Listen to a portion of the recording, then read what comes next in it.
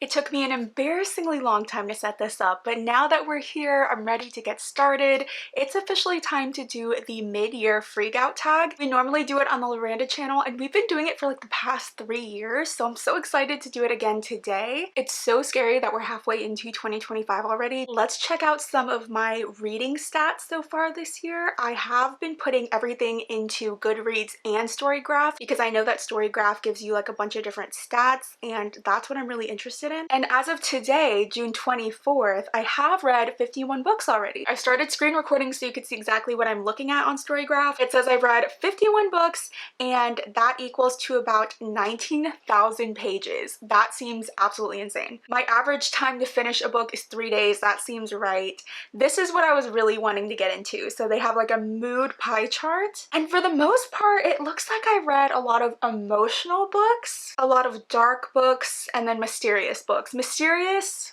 I feel like that one checks out. I've been reading a lot of mystery thrillers, but I'm actually really surprised about how much of the pie chart are emotional books. For pace, 71% is like a medium pace, and that seems about right. The average amount of page numbers the books I read are about 300 to 500. That seems like the sweet spot, honestly. Any book I pick up, I think is normally around that range. Ooh, no shocker here. Fiction and nonfiction. I pretty much only read fiction, which it was a goal of mine to read more nonfiction this year, so this is gonna be a wake-up call. I need to step it up. Ooh, so we get into a chart of all the genres. Contemporary is actually my most read genre, with romance being next, followed by young adult and thriller. I would have thought that mystery thriller has been my most read genre so far. It says I've read 16 contemporary books so far. See, but some of these I would have considered other genres. Wow, so I've only read one memoir. I see, the same book can be in multiple genres. Okay, I like that. Format, yes, for the most part, I just read physical books, but I have been getting into the ebooks and audiobooks this year. You guys are onto something with those audiobooks. I think it's been a real game changer. Most read authors, Chloe Walsh. Okay, here's the thing. I've only read 2 Chloe Walsh books, so that shows you that I truly haven't read many series this year. And honestly,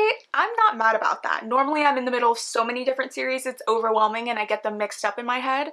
So taking a break from that has been good. Oh no, there's like a monthly chart of how many books that I've read each month, and it's just a decline the entire time. I did start off the year reading a lot. I think January, what is it? I read like almost 15 books, and then I've trickled down into like the normal 8 book average that I normally read. Star ratings, my average rating is a 3.69. I was trying to be better about the rating this year. It looks like that's all the stats that they're giving me, but I actually really enjoy that, and I love that they have that, because now I know I really have to pick it up with the nonfiction, and I'd like to explore some of the genres that were really, really far down. But yeah, that was really fun. I like looking at that. The only reason I still have Goodreads is because that's where the majority of people review books, so like the community on there is always very lively and everyone's talking, whereas Storygraph, I have like 0 friends, so I'll get on to make my own reviews, but after that there's no reason for me to like stick around on the app. But I think that they said Storygraph is better because it's independently owned, so definitely download it if you don't have it already and friend me so that I have some people on there. But anyway, let's get into the tag questions. I just wanted to go over my stats really quickly to see where we are so far this year. Let's just go ahead and get started. Question number 1 is, what is the best book you've read so far in 2025? Such a loaded question. I had to go with one of my 5-star reads of the year though, which was Legendborn by Tracy Dion. I cannot believe it took me so long to finally pick up this book. In this story, our main character Bree's mother passes away, and afterwards she's kind of pulled into this secret society of magic and descendants of King Arthur, and she realizes there's way more to her past and her magic than she would have ever realized. It is such a good book. The plot pulls you in from chapter 1. There's like a murder mystery that goes on. There's some different boys that she meets, so there's definitely like different teams. You can sense a love triangle happening. The magic was so interesting. I was so caught up in all of the characters and the relationships with each other. I know that I'm super late with the series. I believe book 3 came out this year and I'm barely reading book 1, but I'm so glad that I finally did. I did give it 5 stars, like I said. I genuinely cannot wait to see where this story goes. I do want to finish books 2 and 3 if possible this year, so I'm caught up with all the new releases, but I feel good about this being my favorite book so far of the year. Question number 2 is, what is the best sequel you've read so far in 2025? 2025. And when I was looking for my answer to this question, I realized I've only read one, and it was Keeping 13 by Chloe Walsh. This was book 2 in the Boys of Tommen series. This is a heartfelt, drama-filled series that follows Irish teens as they navigate love, trauma, and friendship. The first 2 books do follow the same couple, so I was already familiar with these characters, and we're basically just seeing where their relationship goes after book 1. There's a lot of healing and growth throughout this book. I did enjoy it, but I do think I liked book 1 more. I am excited though to continue the series because I know we're going to start following other couples, and I'm really excited to learn more about the other characters. Question number 3 is, what is a new release you haven't read yet?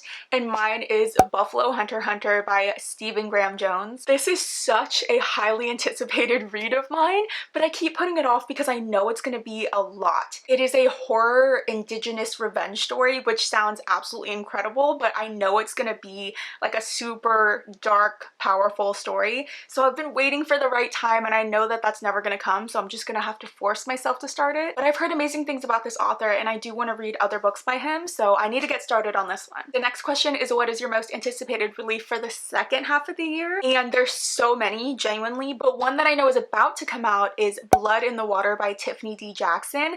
I believe this is going to be her first middle grade book, but I want to read it desperately. It sounds so good. I love her writing, and I don't believe I've read too much middle grade. I think the first couple of Harry Potter books are considered middle grade, and I have read some of those, but apart from that, I don't really think I've read that age range. So I'm interested to see how she's gonna do a mystery thriller for kids of that age, especially with it being called Blood in the Water. Like, it sounds scary, but I'm so excited for it. I believe that comes out July 1st, so really, really soon. Oh, next question is, what was your biggest disappointment thus far in the year? And I honestly think it might have been my reread of We Were Liars by E. Lockhart.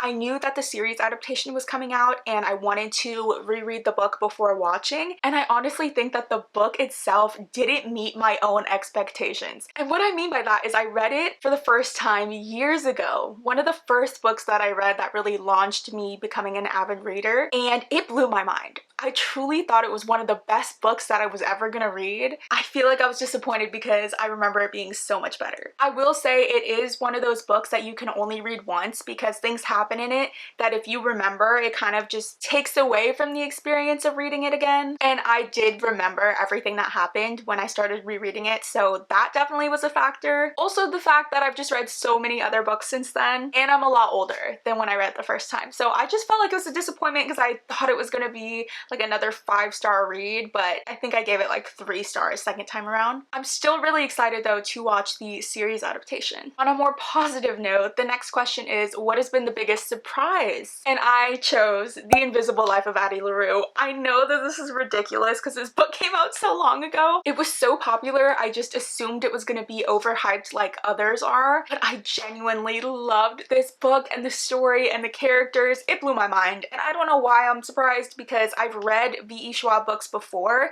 and have loved them. I'm just surprised I gave it 5 stars because I would not have predicted that. Moving on, who is your new favorite author, debut or to you?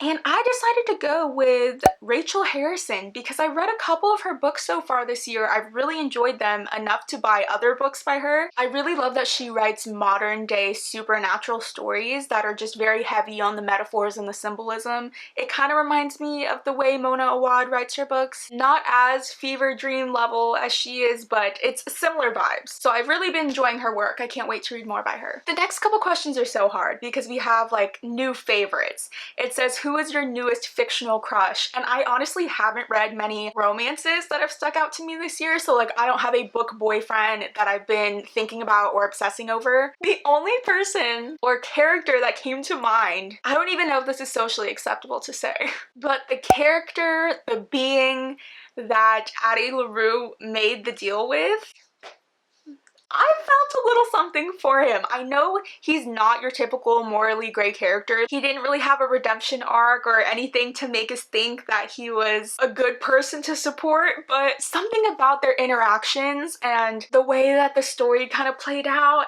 every time that he popped up, I was getting excited. I will say it, I was getting excited. Following that, we have Who is your new favorite character? This one was super tough for me as well, but I really, really liked Clara from Clara and the Sun. We're in her point of view the entire book, and she's an artificial friend, but she's so curious and observant and genuinely just has a pure soul. I loved being in her point of view. I loved reading about her. I know that this is another book that got picked up for an adaptation, so I genuinely cannot wait to see who they cast and how they portray Clara herself. The little girl that buys her and she goes home with, I was picturing as little Dakota Fanning, like when Dakota Fanning was 8 years old. So I'm really excited to just see who they cast and how they're gonna bring that to life. Next question is, what is a book that made you cry? Which is hilarious seeing my answer for this. Looking at the stats, it claims that I've read a lot of emotional books this year, but the only book that I remember crying while reading, The Third Summer I Turned Pretty book. I don't know why, because this was a reread for me.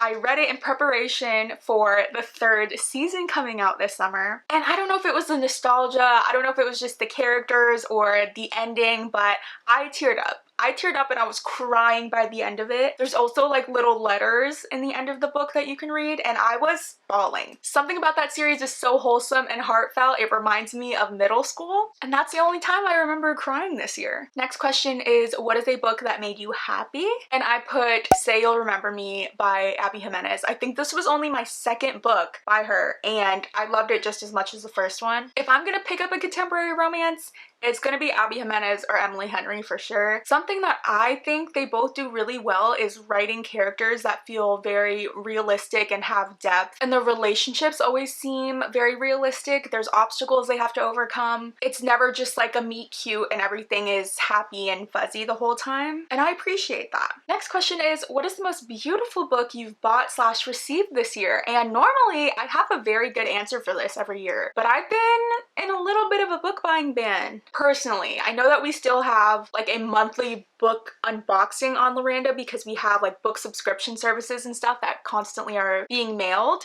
but as far as just like me trying to collect special editions and stuff, I don't really think I've done it this year. But a cover that I really like is the Hungerstone cover by Kat Dunn. When I saw this cover, I needed to read the book. I didn't care what the book was about, I just knew I needed to get my hands on it. But yeah, other than that, I don't think I've really purchased any crazy copies this year. Last question is, what book do you need to finish by the end of the year? And I've actually started a bunch of books this year that I have not finished, and I saw someone post that instead of DNF they want to start implementing NRN, which would be Not Right Now, because it's a good book but like they're just not really in the mood for it, so they're not gonna finish it at that point in time. And that's how I feel about all the books that I've started but have had to like put aside. It just wasn't the right time. One that I really want to finish this year, you guessed it, is Plain Bad Heroines by Emily M. Danforth. This is like the 4th year that I've been trying to read this book, and when I started it, I loved it. I loved the writing, the story was so interesting. It just wasn't the right time for it. Something about the book itself screams September to me, so again, this September, I plan on picking it up and finishing it. Please hold me to it because it's about time that I read that book. Oh my gosh, that's the end of all of the questions. Normally this feels so long, I guess, because Amanda and I both have to answer. This felt so short. I personally love tag videos, and this one, reflecting on everything that I've read so far this year, is one of my favorite ones, so I'm glad I was able to do it. I've been seeing all the other booktubers slowly putting out this video as well, and it got me really excited for it this year. So please let me know your answers to these questions in the comments. I'm so interested to know what everyone's stats were this year and your favorite book so far, your biggest disappointment, and so on. Amanda and I haven't been able to film, and that's why it's been a while since our last upload, but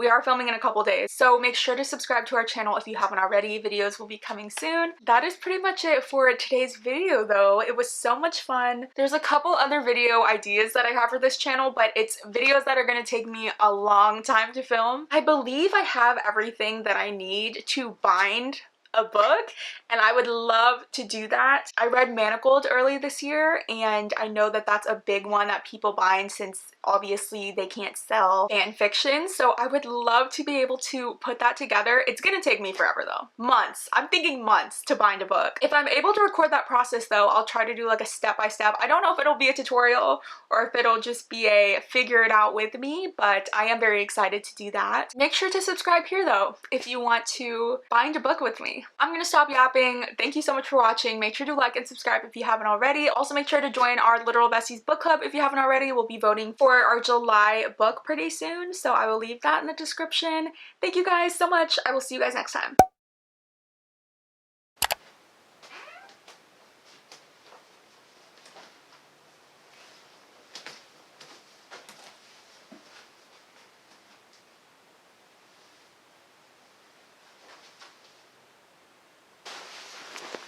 Okay.